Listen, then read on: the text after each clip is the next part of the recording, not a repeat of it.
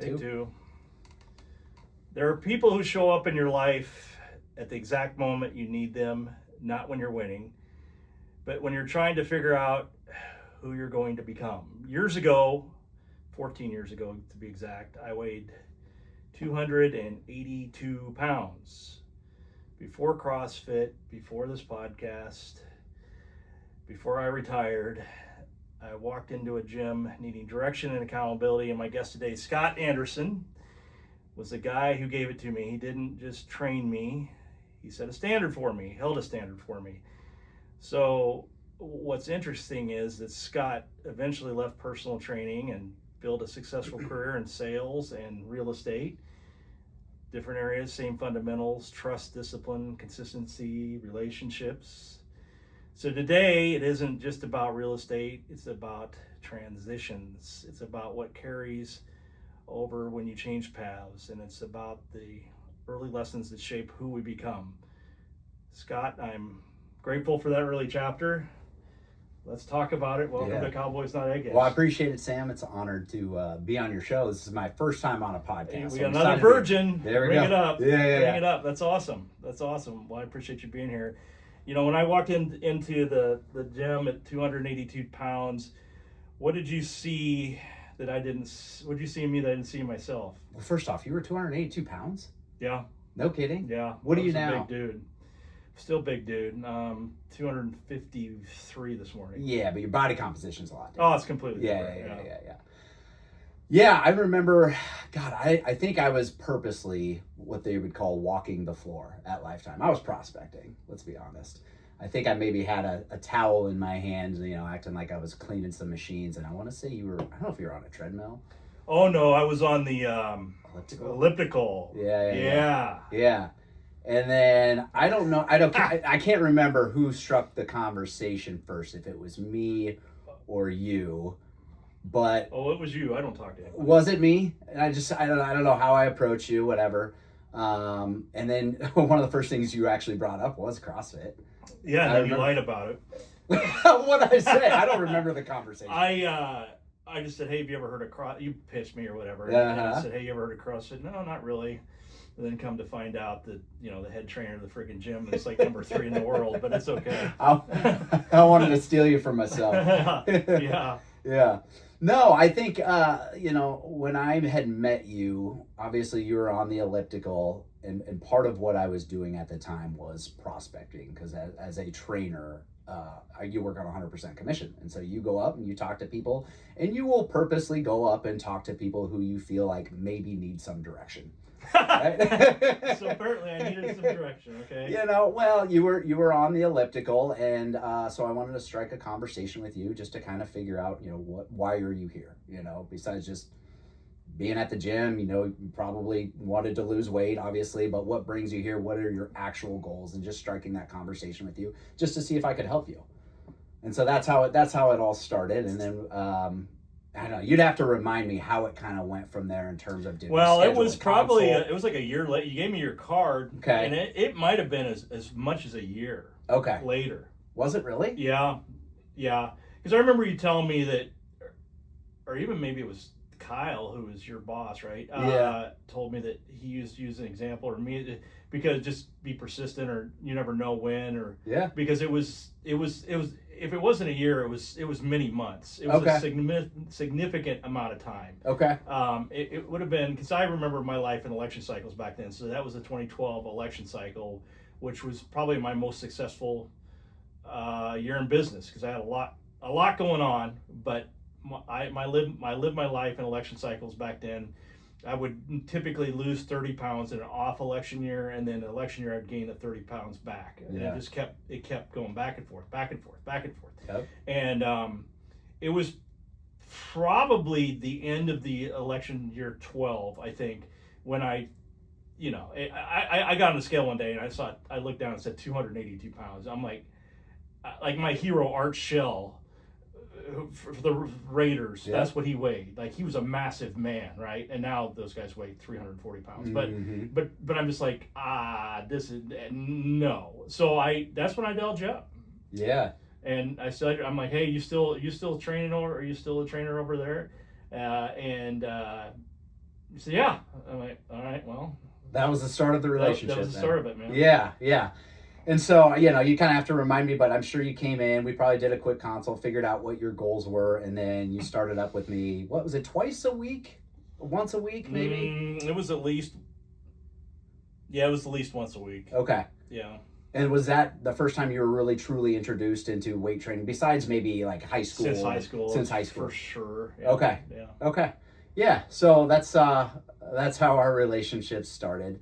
And then, we had a pretty consistent schedule for, I don't know, 3 years or so, I want to say, until you kind of got introduced to Kyle and got more into CrossFit. It was, because I started CrossFit in, about 3 years. Yeah, I did my first CrossFit workout in November 25th or something, or November of 14. And it was your buddy that was with you, who lived in Seattle? It was right. He was my business partner from Seattle. Yeah. We've told the story on here, but yeah. Okay. It was a deal where, like, I found out, it was the day that I found out that Kyle was a big deal in Cross Bleep, and I just casually called my business partner, Carrie, who probably spent 5 years, like, you got to do this.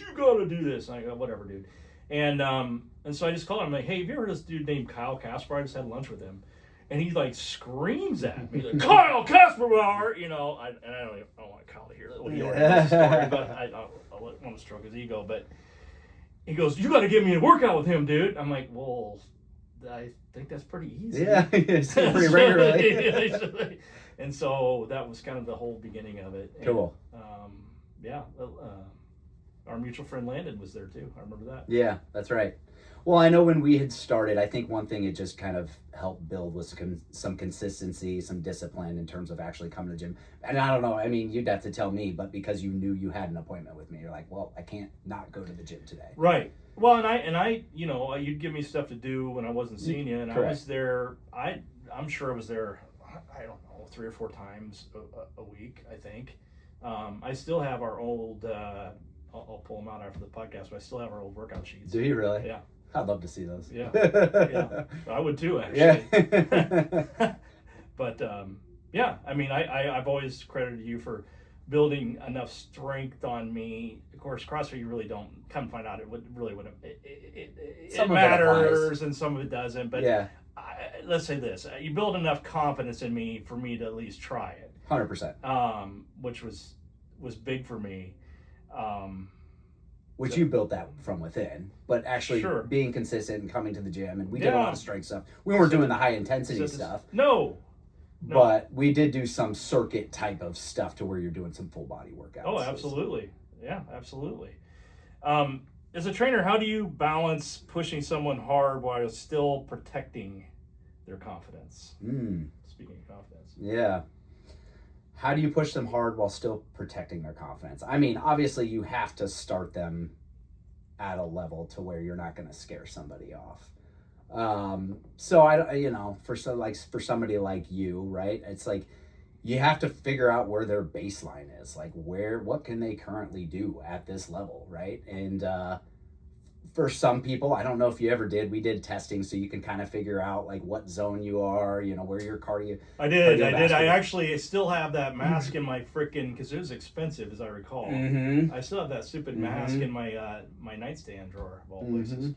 Saw it today. Yeah. So I mean, you got to know where to start somebody, because otherwise you are going to scare them off. They're going to be so sore. They're not going to want to do it. They're going to get frustrated because they feel like they can't do it.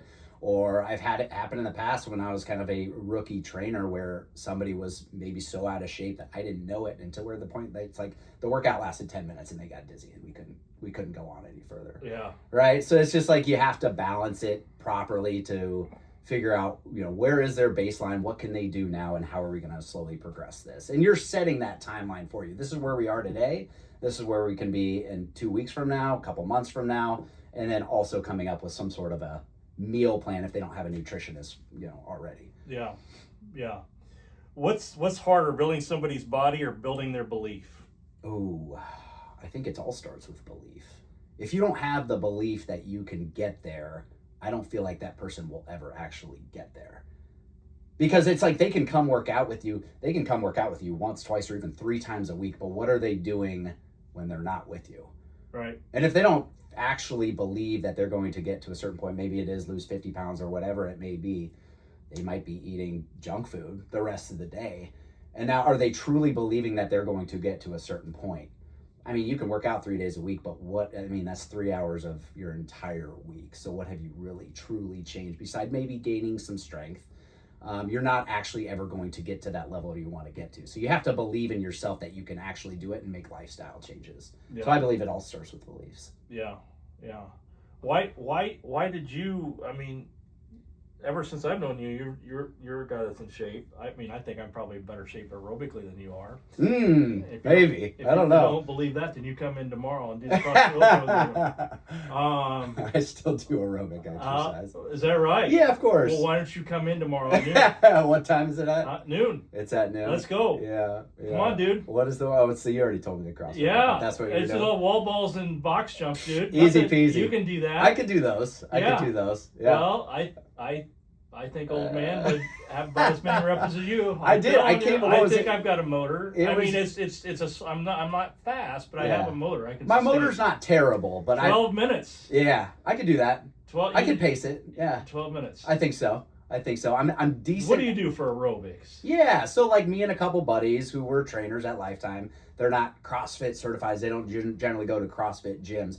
But we did We did a workout the other day that included power cleans, rower, and then like pikes or some sort of ab workout. And it's just like on a time cap for 20 minutes. Yeah. Right. So I'll do that usually a couple days a week along with strength workouts. Yeah. So I do. I don't do it daily. When was the last time you had more than 3 beads of sweat on your foot? Honestly, if I feel like my shirt's not like pretty soaked, I don't feel like I got it. Okay, so you do a aerobics. Yeah. Okay, So I'll tell you, Monday, Tuesday this week, I worked pretty hard. Actually, you'll appreciate this. On Sunday was my 41st birthday. Hey. And on Monday. How's that possible? I know. And on Monday, listeners, this guy was a kid when I met him. Well, I was in my 20s. Yeah, a long time ago. Yeah. And so I was like, I was doing power cleans because I do enjoy power cleans. So I don't do CrossFit per se, but I do a lot of CrossFit movements. So it's kind of a mix between. You're a lifter. I mean, your back squat's quite nice. Yeah, it was my deadlift was always my pride and joy, but I don't. Are you a 500-pound? I did 565 was my max. Ooh, that's my man. But that's where the freaking bar starts to bend. But I decided I was doing power cleans on Monday. Because I do enjoy power cleans, and I decided, you know what? I'm 41 now. Like, I don't usually max out. I just don't. I don't know, body issues, whatever. Maturity. I've got to. I just don't see the need to that often. I will do it every now and then. I was like, I'm curious what I can get up to. I didn't have a belt on me, so I started doing it and just doing singles. Yep. And I got up to 285, and I was like, and then somebody had a belt next to me. I was like, hey, do you mind if I borrow that? I was like, I'm just gonna see if I can hit 300 today. Yeah, put some more weight on there. And so I did. I put on 300. I missed the first time, but I knew what I did wrong. My first pull was just too soon. And so I wasn't patient with it. I didn't bring it up to my hip. So I did it the second time around, videoed it. So I do have proof of it. And I hit it. So 300 pounds. 300 pounds at 41. Dude, I'm impressed. My max. Now, can you thrust that up over your head since it's up there already? No, I didn't do that. Huh? I didn't do that. No. Okay. My max power clean, I think, was 305. My max squat clean was like 325. But this is, a decade ago. Yeah. I don't do it very often. That's real weight. That's real weight. Somebody is dedicated and on top of it. Have you heard about High Rocks at all? I have heard about High Rocks. Yeah, not a huge fan. Why not? Do you like it? I haven't tried it. There's no weights involved. I know you're burning calories. It's attractive to me from the standpoint of you're going to burn more calories. I'm pretty sure you will. I think I need to burn calories, buddy. It's a different body type. What I've always really appreciated about CrossFit is you're still working, and I'm not a huge, I don't go to a CrossFit gym, but I appreciate it. Is because that's the type of physique that I always have trained for. Like, you're working out like an athlete still, even though you might not be playing sports anymore. And you see a lot of the people that are top level CrossFit athletes. I'm like, that's the type of physique that I want to have, right? Because it's like you have strength, you're chiseled for the most part, but you're not skinny, right? You don't look like a high rocks athlete, for instance. They're not going to have as much muscle mass. See, I don't know about all that. I mean, there's some pretty explosive, strong high rocks athletes. I don't know. They just don't do any of the heavy barbell stuff. No, but there's maybe because they have a brain. Yeah. I'm surprised that you're into it. Actually, I thought you'd be against it. I haven't done any high rocks comps or anything, but I am gonna try out their tests coming up here. Are you really? It's attracted me from the standpoint of endurance, and just from a pure metric of burning calories. I just think you're going to burn a heck of a lot more calories. Well, here's what I will say about it: is I feel like anybody can do high rocks because it's much more simplified. You don't have those complex movements like overhead squats. Well, I like sled. My favorite things in CrossFit are those, push the sled. I like that. Okay, I can do that. Mm-hmm. I mean, I'm not terrific at it, but I can do it. Mm-hmm. I can do that. Mm-hmm. I can pull a sled or push a sled. Mm-hmm. It's pretty simple. Yeah. So this kind of attracted me. When I did, I mean, I can't even look. I've been doing power cleans for how many years now, and I did some. The day before yesterday. I saw. And they were horrible. It was horrible. It was terrible form. I was working on one thing specifically, then I happened to forget another thing I needed to do. Yeah. But it's there's a lot to remember. There's it's like golf, dude. Yeah. There's a lot to remember in a power clean. You're doing a lot of stuff. See, I feel like that was snatches more than I do. I don't do definitely snatches. That too. Yeah. Yeah. Like for instance, like there's certain things I just don't do anymore, like overhead squats. I just don't see the need to, unless I'm. I never saw the need to do it. Right. I'm not a competing CrossFit athlete, so I just don't do it. It's the dumbest damn thing I've ever seen. Yeah. I mean, it's just dumb. Yeah. I did compete in one CrossFit event one time in my life, and that was. Oh, did you really? Yeah. It was, when? and I remember it because it was the day we hired Scott Frost. It was in December, the savior of Nebraska football, Scott Frost. That guy, 17, huh? Yeah, it was December of 2017, 16. and was it 16? 17. I think maybe it was 17. 16. Yeah, around that time. Yeah. It was a trio, so it was a team of 3, and there were 20 teams. It's the only time I've ever done it with Landon, another buddy, AJ, who was a trainer. Mm-hmm. AJ had never competed in a CrossFit event. Landon had, of course. And we took third. We took third out of 20. I was pretty happy. Yeah, that is real good. And I actually PR'd a lift because I think it's just the adrenaline. Oh, adrenaline's stupid. Yeah. Yep. So I was pretty happy about that. But that was the only time I ever did it. Haven't done it since. I'll be darned. That's funny.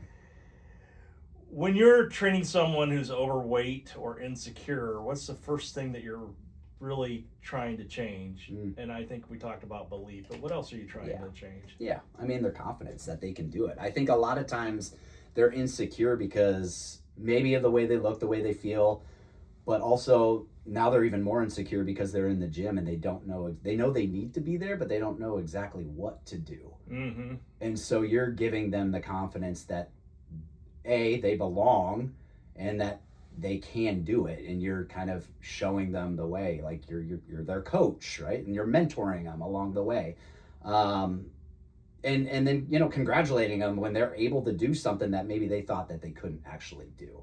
So I think those beginning couple sessions are super important, so where they want to actually continue to come back and they're seeing some progress along the way. Does everybody need a coach? Yeah, I have a coach in different areas of my life. I think everybody needs a coach, not just for fitness. Nobody's exempt from having a coach. 100%. Nobody. Michael Jordan needed a coach. Everybody needs a coach. Yeah. My favorite guitar player, who's top 50 of all time, has a teacher. Then I mean, there you go. It's insane. Yeah, everybody needs a coach. Yeah, I always look at life in different areas, whether it's fitness, faith, finance, whatever it may be. Like if you want to be the best or a 1%er of whatever you're trying to do, I think you have to have a coach. Yep. Someone that's been there and done it, and someone you respect, because, and that was one thing that just over the last several years of my life, I was not the type that wanted to spend money on a coach. I'll figure it out, but I mean, you get the return on it is tenfold. Yeah, and the return, I will say this, the return on it is tenfold if you're coachable. Yeah, 100%. Not everybody's coachable. Yeah. Did you find me to be difficult in that area? No, not at all. You were always on time. I've had many clients that weren't. No, I didn't find you to be difficult. It was funny because if I was even like running a touch behind from another session prior to yours, you're like, let's go. Come on, let's go. Did I? Yeah. Good for Yeah, me. yeah, no, good for you. 100%. No, I didn't find you to be difficult. That's awesome. I think there were certain things you didn't want to do, or you'd like cuss at me a little bit, but like when it was bench press day, you were always happy. I was. I still am. Yeah, but you are. No, I didn't find you to be very difficult. No, because you did the work. Do you remember? I've told this story too, but I want you to confirm it. Do you remember like the other trainers around? It was Lifetime Fitness. We can say that without getting can't we? Do you remember other trainers coming up to you and saying, "Who's that guy that you trained that's pissed off all the time?" Yeah, you did seem pissed off all the time. But did that actually happen, didn't it? Yeah, probably. You told me that once. Yeah, I think some people were scared of me. And you're like, "Oh, he's pretty intense." It's just Sam. Yeah, it's just Sam. He's just mad at the world for some reason. I don't know what's going on. And I don't know if you were just pissed off because you were about to go. I wasn't pissed off at all. Yeah, I mean, that's what people. Yeah. They don't get me. They still think that. Oh, all the time. People that guy's just like, what's his deal? Why is he angry? Like, I'm not angry. No, I'm happy as hell. Yeah, I'm fine. Yeah. I'm just not a freaking clown. Maybe you just I don't have smile on command. That resting bee face, right? Yeah. Yeah, that's probably it. Is. I mean, I just I don't smile on command. I'm just not. I'm not a freaking clown. Yeah. It's that's just who you are. That's who I Never am, change. That's right, baby. That's right. At this stage of your life, what did being a trainer mean to you? Was it fitness or was it something deeper? Yeah. Well, I think fitness was kind of like my drive for everything else in life. So it was the reason of your existence. Yeah, I think just 20 plus years of consistency and discipline gave me the confidence to go do other things in life and be consistent and disciplined to be good at those things. Now, when you say 20 years, Scott, I don't know your background before being a trainer. What was your were you a high school athlete and college athlete, or what was your history in athletics? No, not really. I mean, I played football my first couple of years of high school, and then I was 17 years old. I had no money, and my parents wouldn't pay for me to get a car, so I was like, well, I need a job.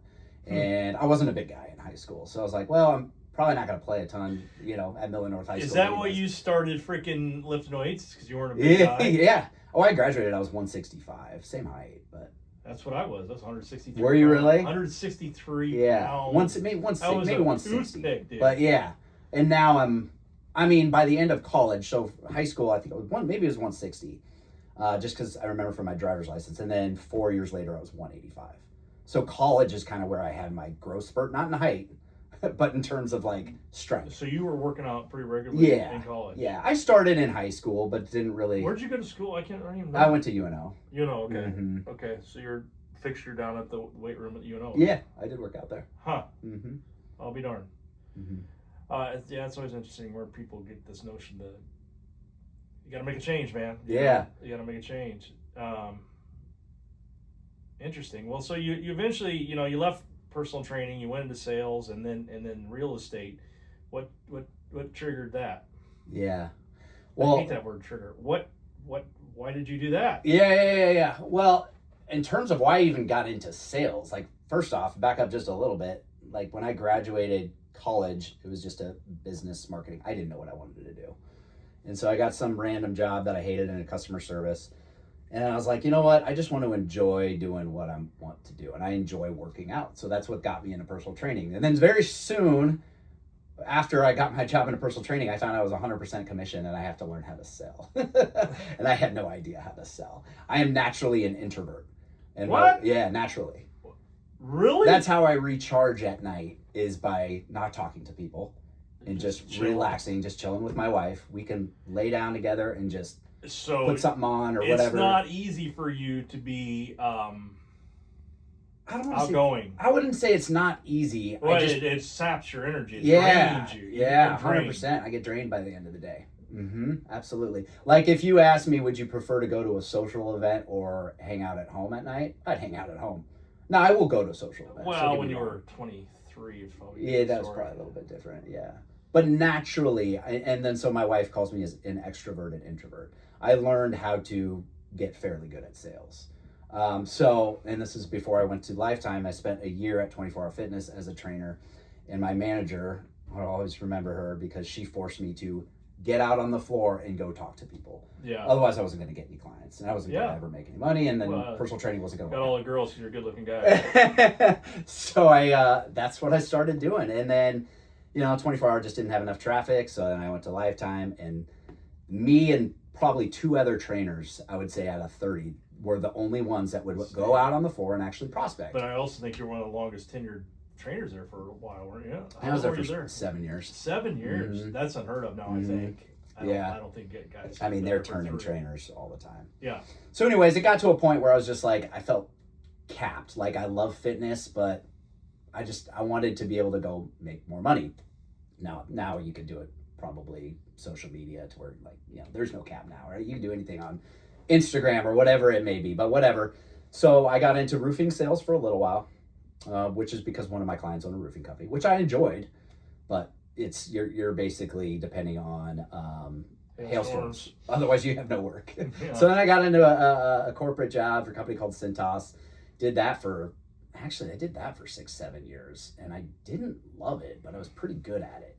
And so I did it for a while because it paid the bills, whatever. And then I ended up getting... Both those things are heavy commission. Yeah, heavy commission. I had a small base, and it was heavy commission. And then I think it was just one day I was working out at Lifetime. I wasn't working there anymore. It was the middle of the day, and on like a Tuesday or Wednesday or something. And one of my old high school buddies, who I hadn't talked to in a long time, was working out. And I was like, hey, why aren't you at work right now? He's like, I'm kind of partially retired. I was like, what the hell are you talking about? You're 33 years old. And then so he started telling me about real estate and buying rental properties and whatever. And he had this portfolio. And I was like, you know what? That sounds like a good idea. I don't know if I want to do this forever. I definitely don't want to stay at Cintas forever. So I started picking his brain a little bit about it. He started mentoring me, and then I started reading books, listening to podcasts. As I was doing my sales job at Cintas, it's a lot of driving from business to business, appointment to appointment, listen to podcasts, and just learning. And so that's what got me interested, because I realized at that time, I was like 33, 34, that I had punted my 20s and early 30s and just had fun, but didn't really have anything to show for it financially. And I was like, I'm going to work for the rest of my life if I don't do something different. Oh, I don't know anybody. There's very few people that can show anything financially from their 20s. True. I mean, unless you own a business, it's pretty rough. Exactly. Yeah, and I agree with that, but I didn't see how that was going to change because I didn't know anything. I didn't hardly know anything about investing, really. I didn't know a lot about it besides putting some money in a 401k. So I just got really interested in the fact that knowing, like, okay, he gave me one of my favorite books I've ever read. It's called Rich Dad, Poor Dad, if you've ever read it. It's a great book. Yeah. And then I read it about once every 5 years. Do you really? It's a good one. That's what just got me into thinking differently. Employee versus employer mentality. Yeah, and I was definitely an employee, and I didn't have any assets. So it's just kind of, I think it's a great book. I think everybody should read it because you do start to think differently. Kiyosaki, what's the guy's name? Robert Kiyosaki. Robert Kiyosaki. Mm-hmm. Yep, Rich Dad Poor Dad. Yeah, I agree. It's a great book. And then another book of his called Cash Flow Quadrant was one that I also loved. It's a great one. And so it changed my mindset that I knew, like, and it was never about like vanity, like I needed this huge mansion but I wanted to have choices, financial freedom at some point in my life. Uh-huh. And I knew in order to do that, I would have to start buying assets and learning how to do it properly and buying quality assets. And so that's what got me into real estate. Interesting. Yeah. I mean, that's, you're a young guy. I mean, they're younger real estate people. I was a young guy. Well, I'm middle-aged now. You're younger than me. Oh, man. Was there any fear involved in walking away from fitness? Yeah, you're pretty good at it. Yeah, I was good at it, and I'll always love fitness. For the most part, I enjoy going to the gym most days. Yeah, because you're getting into a whole new industry, and I mean, I didn't know exactly what I was going to do, but I knew that I had developed a pretty good skill set in sales because I had done pretty well at Lifetime, just relative to, I guess, other trainers. It's funny because there was a lot of trainers that were really good. They were really, really knowledgeable, but they were also maybe kind of more introverted to where they weren't willing to go talk to people. And it's just like on a 100% commission-based job, it's hard to succeed. You might have all the knowledge in the world, but unfortunately, if you're not able to get yourself out there, you might not succeed. So I knew that I would be fine and no matter what I did. But yeah, it was a little scary because I did enjoy the fitness industry. I mean, I still do. So, but I figured, I have to take a leap of faith and just go try it. Yeah, yeah. What lessons from the era of personal training translated directly into sales and real estate? Quite a few. Yeah, quite a few.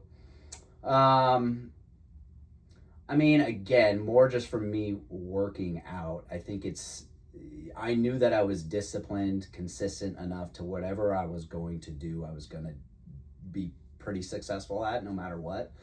And then just building relationships. Like that was one of the biggest things because again, before I got into sales, I'm more introverted naturally. But I knew at that point, okay, no matter what I go do, I know that I could at least build relationships, right? And pretty much go sell in any industry and I'll probably be okay. Yeah, yeah. Training's about repetition, discipline, and showing up daily. Real estate's not much different, is it? No, not at all. I mean, so on the agent side, I just became an agent in 2023. And is that the hardest damn test you ever took in your life? That's a hard test. I passed the national the first time, and then the state I missed by, was it 1 or 2 questions, and I had to go back and take it. And I mean, it's tough because I'm not the best. I mean, it's a 4-hour test. Yeah. You're just sitting there, and you can't fake it. You have to know your material. You have to know your material, but none of it translates into like real life real estate sales. Yeah. I mean, it's good to know some of that information, but. Yeah, but no, like the test was challenging, and I still had another job for my first year and a half, so I slowly eased myself into it because I couldn't just go from basically what I was doing to, again, 100% commission, because real estate's a slower game, right? It's not like slower. Personal training where you can just go pick up a client that day. Yeah. It takes some time. Well, you're selling bigger things. You're selling bigger things. People, they take time to make decisions. Yes. And I had to build a whole new clientele as well when it came to that. Yeah. So, but luckily, I went and joined a brokerage where a couple of my buddies who were trainers worked at the same brokerage. So I'm working with 3 other former Lifetime Fitness trainers right now, which kind of helped build my confidence. And that's kind nice. of, and they've been collegial about it. Yeah, 100%. Yeah, that's good. That's helpful. Yeah. And one of the first things, coach, right? I know you were talking about coaching. One of the first things I did is because I wanted to have a faster ramp up time was I hired a coach, and it was somebody on a national level that I reached out to. And I think that's kind of what helped me, speed up the process quite a bit. Kept you accountable. Yeah. And I was scared. I didn't want to spend the money to do it. I went back and forth on it. And then looking back, I'm like, that was the smartest decision. Cost is only an issue in the absence of value, my friend. There you go. Yeah. And I changed coaches. So it's, I learned, I was like, I learned some stuff from them, and then I found a better coach, and so I changed coaches. But it's like I wouldn't have known that. I wouldn't have found that second coach unless I would have actually got, committed and hired somebody off the bat. Yeah, yeah. That's good for you. I mean, that's what you got to do. Yeah. That's what you got to do. We talked about how it's kind of a slower, in the gym, results take time and business results take time. How do you stay steady when the progress isn't immediate? Yeah. I just have to focus on, It's funny because it's a lot of agents. There's a lot of part-time agents, like a lot of part-time agents. I think kind of like podcasters. I think the stats was like 75% of agents only sell 1 house a year because you don't have a boss, right? And so you don't have to show up. You don't have to clock in every day. Nope. And so I tried to make it like, this is my routine. Like, this is what I'm doing every day, which again, I will credit fitness by being disciplined is like, this is my schedule. I go to work at this time until this time, and while I'm at work, these are the inputs that I'm going to do every single day that will lead to the outputs. And there's going to be times when it's slow. And I had times where it's like I went, a couple months, didn't have a sale, and it's frustrating. You get the highs and the lows. It's the roller coaster. I mean, that's sales. Yeah. But I knew if I was coached, if I practiced my skill, I do more reading and studying now than I did in school. Because I know what I want to do, and I know what I want to get good directed. At. Yeah. So I work on my skill set, what my coach teaches me to do, and I'll chant scripts, out loud. If I'm cold calling, people hate cold calling. I'm one of the few, there's probably less than 1% of agents cold call, and I cold call, It's just things like that I do daily, and I know if I continue to do it, that'll lead to the output. I'm going to ask you a question about cold call. When you say call, you're calling someone on the phone, mm-hmm. like dialing a number, waiting for the phone to ring, waiting for someone on the other hand to mm-hmm. answer. Mm-hmm. How is that? How is your contact rate in that? Is that tough? Yeah, it is tough. Are you a professional? Are you an expert at leaving messages? I don't generally. It depends on who I'm calling. So when I cold call, I'll just kind of tell you a little bit about like the industry itself. So a lot of agents you work with buyers and you can work with sellers. In the beginning, I worked with a lot of buyers because we did have a lead system that would come in, and I'd go work with the buyers. You're going to make about 50% more on the sales side, and generally it's going to take a lot less of your time. But it's easier to work with buyers if you're a newer agent. You can go sit in open houses, maybe get a lead or whatever. I have a lead system. Yeah. But you could show somebody 40 houses, and then they could decide, I'm not going to buy a house this year, and you just wasted a lot of time. Yeah. Right? Or go with somebody else. Go with somebody else, and that's happened to me too. I found them the house they wanted, and they ended up writing with somebody else. So it sucks. But it happens. So what I learned from my coaching is like all the leverage is on the sales side. Right. So I learned how to basically what to say and how to say it while I'm cold calling sellers. And what specifically who I was calling were a lot of expired listings. So people that would have their house on the market and it was maybe on the market for 6 months and didn't sell. It's not really cold necessarily. It's not super cold, I guess, but a lot of them will get pissed off. That's for sure. They're like, how'd you get my number? Why are you calling me? You do get a lot of that. What? Tell them. But 100%, and I do. And I tell you what, it's not to bother people, obviously. I can't tell you how many clients I've had that were on the market for 6 months with somebody else, and we sold their house in 3 days, and they were so grateful. So I got to think of it. Well, what happens when they're grateful? They refer people. Yeah, they refer people. So that's where you want to get. Yeah. That's where you want to get, my friend. 100%. You want to get 80% of your business. When I had a business, I would say that 85% of my business was referral. Yeah. And I believe great. At some point that will be the case, and I am getting referrals, but it's not enough to, I still have to cold call at this point in time. Yeah. So, but yeah, people are very grateful. So I think a lot of people have the mindset, again, this is kind of back to maybe behaviors or mindset, that they don't want to cold call because they're bothering people. And it's if you have the mindset of no, I'm helping these people, then it's you're more willing to actually make those calls. Yeah. And yeah, you're going to get people who say F off, and they will, and that's fine. Oh, and you just don't take it personally. You don't wilt like a wilt like a lily. Probably when I first did it. Like a banana spine. Like a piece of wet spaghetti. I'd have to get pumped up just to make calls. Kill on a tree. You don't just drip off of it. You're okay. I'd have to listen to Metallica or something before I made my first call just to get myself pumped up. I believe that everybody should be in sales at one point in their life. Yeah. Do you agree with me? 100%. I said that. I mean, there's no better lessons you can learn. Yes. Than to be in sales and just get kicked in the frickin' teeth. Yeah. And I learned some of the most valuable lessons. And I wasn't in sales. Well, we're all in sales. If you own a business, everybody's selling something. Yeah. I mean, if you own a business, you're selling your business. Or if you're, there's just a lot to be learned there. Yeah. Yeah, exactly. Everybody's selling. I mean, think about it. Even little kids, they're selling you on why they want this popsicle or whatever it may be. You're always selling somebody on something, right? Yes. So yeah, I think it's a very valuable skill that everybody should have. I always said I think everybody should be in the service industry. Whether that's a server, a bartender, or whatever. Yeah. To know how to learn with to deal with public. Yeah, deal with public, how to multitask, how to deal with impatient people and, resolve and certain how to issues. build a relationship with grateful people. 100%. You know, 100%. That's what's going to make you money. Forget about all the other crap. Yeah. It's the people that are grateful, that want, that value you, Yeah. that would refer you. Yeah. Without you even knowing it. Yeah.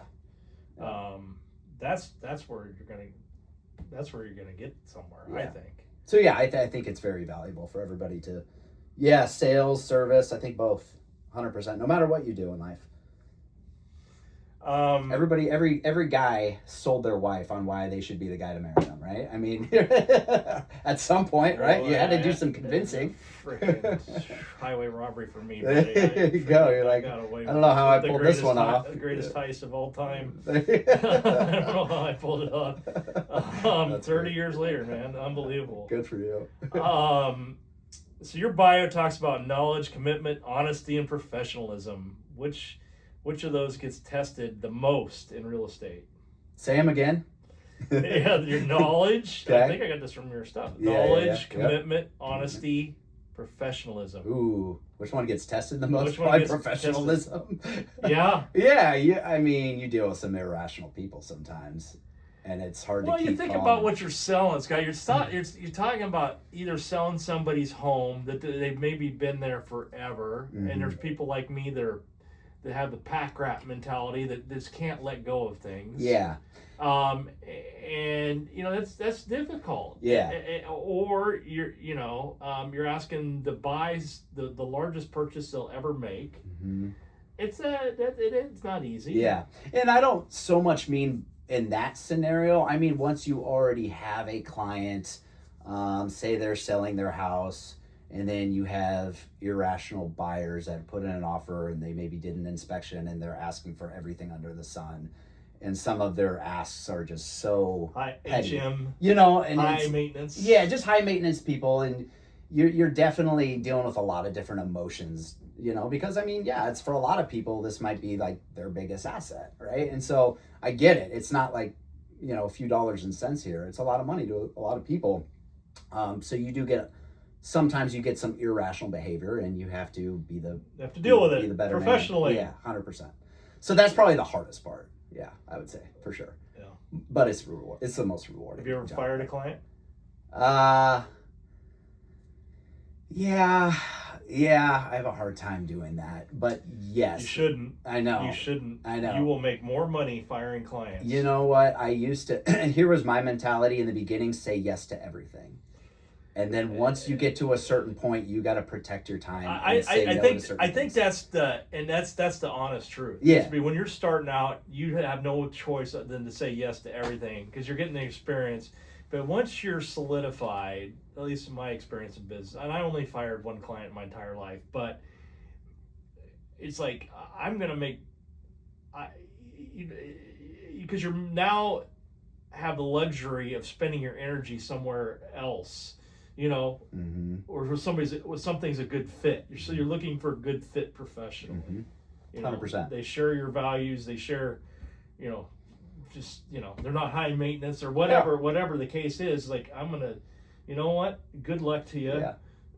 Enjoy whatever the heck you're about to do. But this is not a good fit for me anymore. Maybe they're just draining your energy. You're not a good fit. Draining your time. Yeah. Spend your time somewhere else. Makes more money. I've probably done it more so on the fitness side when I was a trainer. Oh, really? You yeah. Oh, that's awesome. Yeah. If they just weren't committed, it's like a good fit. Yeah. If you're not truly committed to doing it, you show up half the time, and it's just like, I don't think this is working out.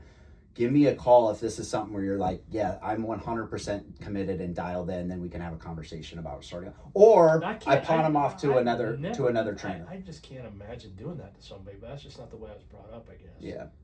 I mean, you don't no-show an appointment. You get it. That's you get it. Yeah. Well, and then you show up the next time and act like nothing happened. Yeah, 100%. Like. Or they text you later. Oh, sorry. I didn't make it today. I ended up having whatever appointment or did whatever. Yeah.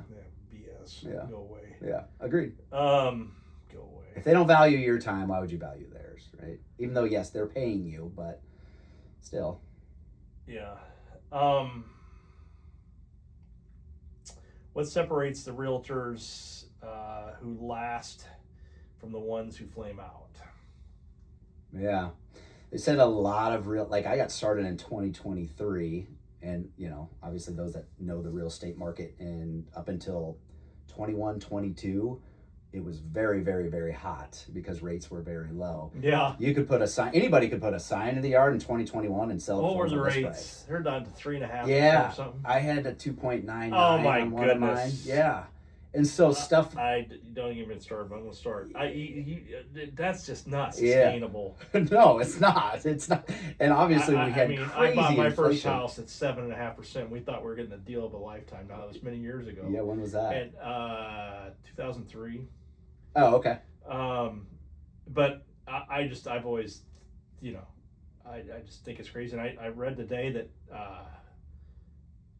New York Times reported that real estate interest rates are down below 6% now. Mm-hmm. I don't. What's the market now? Mm-hmm. I don't know. Yeah, it's decent right now, at least in Omaha. That's pretty good. But, yeah. I mean, there's a different. Obviously, if it's 2.9% versus 6%, there's a difference of clients there, isn't there? 60% of homeowners have an interest rate of 4% or less. So it's really 60%? hard. 60% nationwide. Wow, I wish I Yeah. could have got 4% back. Yeah. I would have had my house paid off in freaking 8 years. So it's really hard to get somebody to trade from a 3.5% to a 6% right now, unless they Yeah. absolutely have to sell. Right. Divorce, a death, or whatever Yeah, it may be. yeah. Otherwise, yeah, transactions in 2021 was 7 million across the country, and last year it was under 4. Wow. So it's a huge drop. So you can see why realtors flame out. yeah, but here's the thing. I'm lucky. I would say I'm lucky that I started in 2023 and not 2019, 2020, 2021. When Yeah. you're just getting fed. People were getting fed, and now it's like, oh crap, I actually have to go out and find it, right? Yeah. You're not a lion in the zoo anymore, where people are just bringing, you're just Right. getting fed. You're a lion in the jungle. You have to go hunt, and so that's all I know, which I think was a good thing. But I think that's because there are a lot of realtors that are flaming out and just let their license expire, and because I think it was easy several years ago, and it's not as easy anymore. Yeah.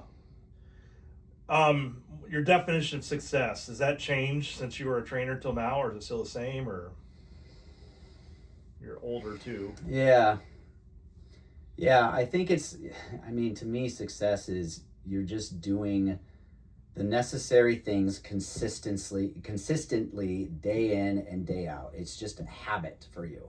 It's like I had somebody ask me one time at the gym, this wasn't that long ago, and they're like, man, how did you end up looking like that, or whatever it may be. And they did. I just woke up, dude. Yeah. It's like, and I think they wanted an answer. It was a younger guy, maybe a teenager, late teenager. And I think they wanted some sort of like quick fix answer. And I was like, it's consistency over 20 plus years. And you could just tell they were kind of like, oh, okay. Oh, like they didn't want to hear that. I wasn't willing to make that investment. No. And so that's what I believe it is. It's like, you're doing the right things every day consistently. Like one of my favorite books. Have you ever heard of the Compound Effect? No, heard of the book. I have not read it. Yeah. So it's like they use the example of of two people that look the same body composition, but one person eats one cupcake every single night, and that other person doesn't. Sweet. After 1 week, are they going to look different? No, they're probably going to look the exact same. Maybe even after a month, are they going to look different? No. But 2-3 years from now, is there going to be a change between that one person and the other? It's just doing the right things consistently, day in and day out, and it starts to compound over time. Yeah. It's like, for me, it's like first thing I would do in the morning is I'd pick up my phone and look at it. And I stopped doing that. I'm like, all right, I'm not going to look at my phone for the first 30 minutes of the day. Instead, I'm going to read for 20 Your 20 life minutes. has changed, hasn't it? And so I'm going to read for 20 minutes, which I didn't used to do. Right. And is it all of a sudden going to make me more knowledgeable or smarter or whatever in a month? No, but over years, it probably will make me better in certain things, whatever I'm, gaining knowledge in. Yeah, absolutely. If you could go back and talk to the younger version of yourself, which it's hard for me to say the younger version of yourself because you are young, but if you go back and talk to your 20-year-old self or whatever, the trainer version, what would you tell him? I don't know if I could tell myself anything back then. I don't know if I'd listen. Maybe tell them to listen to your elders. Yeah, yeah. Um, I mean, I would tell myself probably not party as much, right? I had fun. It's like I don't have regrets in my 20s. I think living life in your 20s, it's like it gets you to where you are today, and maybe that was the path that I was supposed to take. So I don't know. I probably would have told myself to, read more business books, finance books, whatever. At least started earlier to work. But at the same you wouldn't have done it, dude. I would have done it. I don't know if I would have. Sense. Yeah, I don't know if I would have. Honestly, I don't know. I feel like the path I took was the right path. What did you have to give up to get where you've been, where you are? Well, I don't party that much anymore at all. It's funny because I know you stopped drinking. I did. Yeah, 3 years ago. You stopped drinking, and it's funny because people would always talk about people who do drink, like they drink a lot around the holidays, and they talk about doing dry January. And I thought about it because I do drink, but just not that often. And I thought about it, and I was like, I didn't have a drink in January, but not on purpose. So I think that's a big difference from where I was. Like, yeah, before I was married, like I probably did go out every weekend and drank on the weekend, not during the week. I didn't sit at home. I wasn't the type that was just going to sit at home and drink beer. No. But it was things like that. It was partying for sure. I think once you get married and you have kids, obviously your life changes. Yeah. So it's those areas. I don't go out with those friends as much as I used to, which is fine. We all have different lives now. Yeah. That's right. Yeah. Priorities. Yeah. I just say my priorities have changed, and I'm just more dialed into what I want to achieve in life and the person I want to be. And I don't feel like it's ever a balancing act. It's hard to balance like faith, fitness, finance, family, but I do the best that I can. Goggins says there is no such thing as balance. There is no such thing as balance. I think it teeters back and forth. I think there's seasons where maybe you're like, oh, I need to work a little harder right now, or now I need to spend a little more time. You should always spend time with your family. That should never really go down. But I do the best that I can. My goal is to be a top 1%er, or strive for perfection. You're never going to have perfection. Strive for perfection in every area of life. And that's my goal, is just to do the best I can with the time that I'm allotted. Yep. So fun question at the end here. You say you don't listen to my podcast that much, so you probably haven't heard this question, so it'll be a surprise to you. I ask this from time to time. It's just an interesting question. The 12-year-old podcaster uses. I'm like, that 12-year-old's pretty smart. Because it's an answer that everybody has a different answer to this, and you have to really think. And the question is, if I gave you, Scott Anderson, the power of being invisible for one day, what would you do? Being invisible? Oh, God.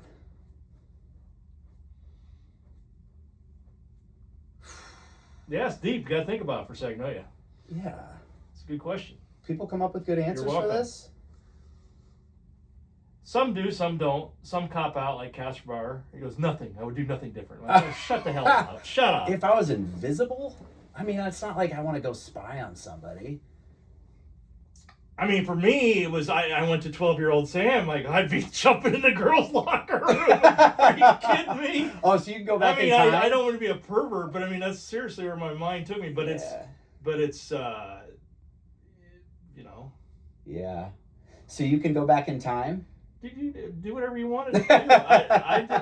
It's your question to answer. Yeah. I probably would go back to any major life mistakes that I made, saw what I did and how it had affected others. And I mean, you can't change the past. I think that's what happens when you kick off. I think you get the life review in about half a second. Yeah. Oh, yeah. shit. And it hits you hard. Yeah. And you know that you're never going to go back and do something stupid again. And maybe it happened 10, 15 years ago, and to you it's not that big of a deal anymore. It's stupid if you do it twice, buddy. Yeah, 100%. That's a tough question, Sam. All right, there's another one, okay. Since you kind of flopped on that one.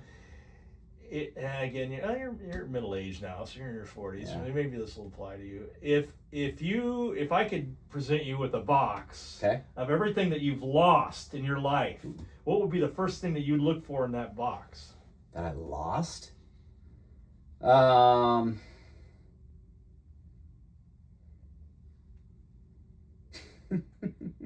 You got some tough questions. Well, you got to think about it now. Yeah. You got to be an egghead. Think. Yeah, you gotta be an egghead. I was gonna ask you about that off camera. Ask me on camera. I don't care. Yeah. Well, I mean, I lost my keys once in Lincoln. That sucked. When I was at a game. Well, what good are your keys going to do now? I mean. Yeah, I'm just saying it would change the situation back then, I guess. Yeah, well, of course. Yeah, anything that I lost. I don't know, Sam. Really? No. Or nothing, huh? I mean, it could be anything. I mean, for me, it's an abstract concept, and for me, it was patience. Oh, so not a tangible thing. Well, it can be. Some people, they go right to tangible. Yeah, that's what I was thinking was tangible. Well, it could be intangible. That's fine. Oh, for sure. Of course, I don't think I ever had patience, so I don't think I ever lost it. Yeah, I think I'm a lot better at that now. Yeah, I would say patience for sure. I think that's a good one.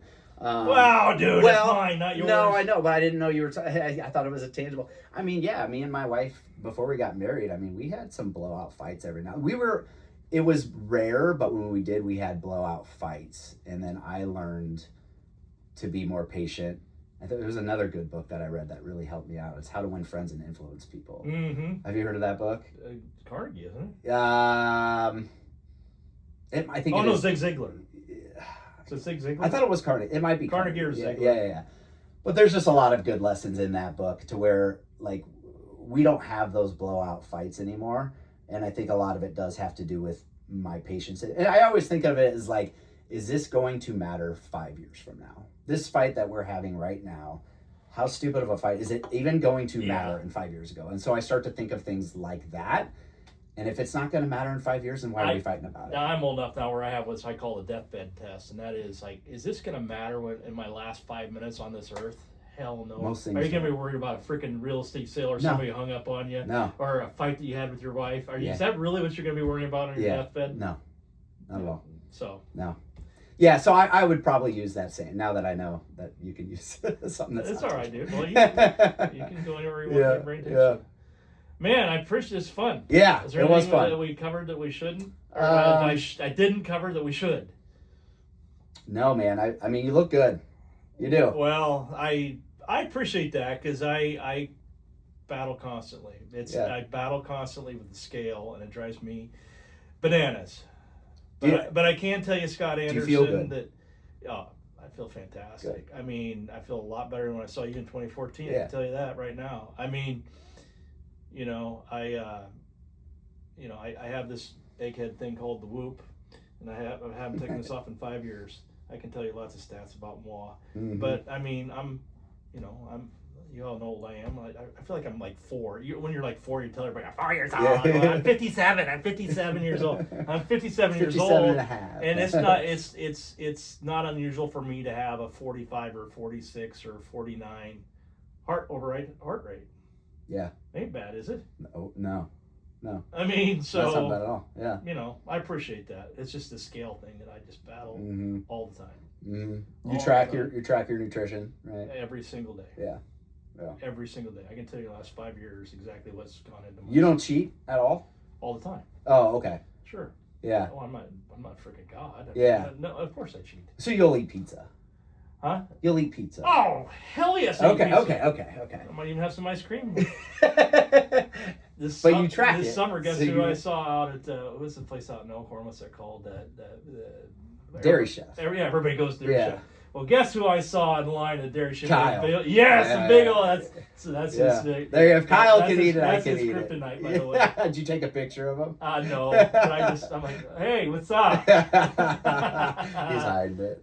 That's funny. Yeah. No, I always think of it as to me, it was always an 80-20 rule, right? 80% of the time, I'm going to be really good, but if I'm 100%, I've got to be 90-10, honestly. 90-10. I can't do 80-20 because 80-20 will become 40 freaking 60 Sure. the wrong way Sure. in a hurry. Yeah.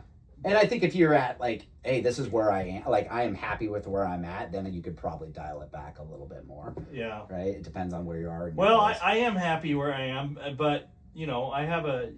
I mean, what do you think my body percentage is? Body fat percentage. Well, if you follow my social media, you probably figured it out. 21. No, 31.6. Really? Yeah. Oh, yeah. Because you always put 31.6 my ass. That was your body composition? That doesn't Yeah, seem right. I don't think so either. I got a big argument with my doctor, and was that an in-body or was that calipers or what? That was the DEXA scan. Okay. I think that's what it's called, DEXA scan, where you lay on this dang thing. And okay. But yeah, so I'm working on it. When was the last time you did it though? It was in October when I had my big powwow with my doctor. Okay, but you haven't retested. It's coming up April 10th. Yeah, so that's what this whole 31.6 my ass campaign's all about, because I want to see where I get. I've lost about 8 pounds since that appointment. What do they test? What kind of testing they do at Kinesis for body fat? Is it an in-body? They'll do the measurements if you want to do that. Yeah. But this is more accurate, I think. Because they test visceral fat as well. Yes. I mean, there's a picture of you. Yeah. But, you know, there's always a battle, dude. Nobody's, you know, you don't do overhead squats. So I don't do overhead squats. I don't see the point. You know? My body doesn't feel very good when I do overhead squats. Yeah. But anyway, well, I appreciate the compliment. Yeah. It's always good to see you, my friend. Yeah, you as well. Appreciate it. Thanks, Sam.